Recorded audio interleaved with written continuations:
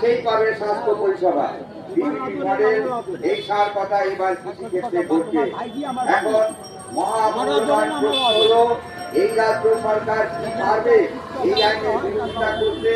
তা না হলে ওদের উপর কিছুরার মতো আরো সর্বনাশ নেমে আসবে।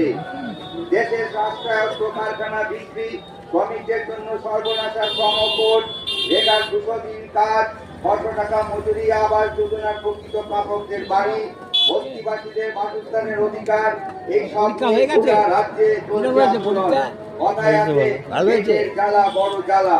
এটাকে ভুলিয়ে সেদিন তোকে নিয়ে রাস্তায় বেরোবো, তোকে একটু শেখা বা ইচ্ছা ছিল, ফাঁকা মাঠগুলো তোকে দিয়ে বলা করি করে প্র্যাকটিসটা করি। আর তো হয়ে এসছি পরিমাণ বলবো, ধরতে হবে তো হালটা।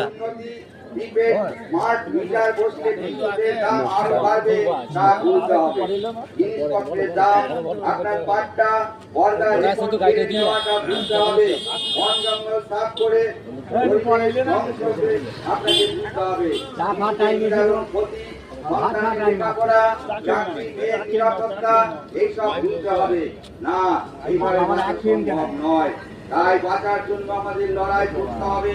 এই আন্দোলন কয়েকজন শ্রমিক, কৃষক আর ক্ষেত্র আন্দোলন নয়। এই দাবি